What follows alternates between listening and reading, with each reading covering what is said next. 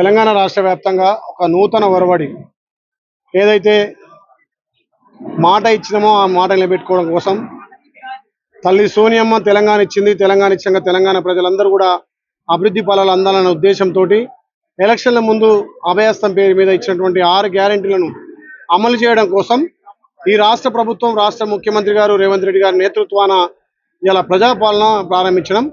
ఆ ప్రజాపాలనకు ఆలేరు నియోజకవర్గంలో 8 మండలాలు, 180 గ్రామాలు, 24 మున్సిపాలిటీ వార్డులు, 210 గ్రామ సభల ద్వారా ప్రజాప్రతినిధులు, అధికారులు నేరుగా గ్రామం పోయి గ్రామంలో గ్రామ సభ ద్వారా లబ్ధిదారులకు ఏదైతే ఇచ్చినటువంటి 6 గ్యారెంటీల్లో ప్రజలు ఇచ్చిన తీర్పు మేరకు ప్రజలు ఆస్వాదించారు కాబట్టి ప్రభుత్వం వచ్చిన 48 గంటల్లోనే 2 పథకాలు అమలు చేయడం జరిగింది.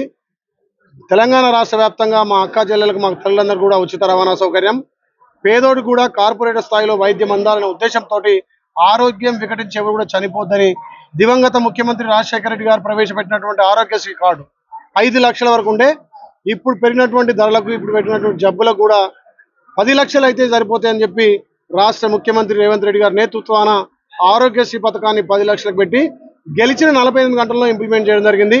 మిగిలిన 5 గ్యారంటీ పథకాలను గ్రామాల వద్ద గ్రామ సభల ద్వారా ఒకే దరఖాస్తుతోటి, ఆ దరఖాస్తు ఫామ్ కూడా నేరుగా ప్రభుత్వ అధికారులే నేరుగా ఇండ్లకు చేరవేసి ప్రతిరోజు ప్రతి గ్రామంలో దరఖాస్తు స్వీకరణ కార్యక్రమం ఉంది. కావున 28 తారీఖు మొదలుకొని రేపు 6 తారీఖు వరకు కంటిన్యూ ఉంటుంది కాబట్టి 6 తారీఖు వరకు కూడా ప్రతి ఒక్క లబ్ధిదారు దరఖాస్తు చేసుకునే అవకాశం కల్పించడం. మహాలక్ష్మి, గృహలక్ష్మి, అదేవిధంగా రైతు భరోసా, చేయూత పథకం ఇలాంటి కార్యక్రమాలన్నీ కూడా ఒకే దరఖాస్తులో పొందపరిచినాయి కాబట్టి వాళ్ళందరూ దేని గడువులో అందరూ అప్లై చేసుకోవచ్చు. రేపు సాయంత్రం 6 గంటలకి గడువు ముగిసిన తర్వాత వాటన్నిటినీ కంప్యూటరైజ్ చేసి ఒక్కొక్కటిగా అంచెలంచెలుగా కాంగ్రెస్ ప్రభుత్వం అమలు చేయడానికి సిద్ధంగా ఉంది. కాబట్టి ఇది తెలంగాణ ప్రజలకు వరంగా, తల్లి సోనియమ్మ ఇచ్చినటువంటి కానుకగా రాష్ట్ర ముఖ్యమంత్రి రేవంత్ రెడ్డి గారు ప్రవేశపెట్టినటువంటి దీన్ని తెలంగాణ రాష్ట్ర ప్రజలందరూ కూడా సద్వినియోగం చేసుకుంటున్నారు. ఏ గ్రామం పోయినా పండుగ వాతావరణం.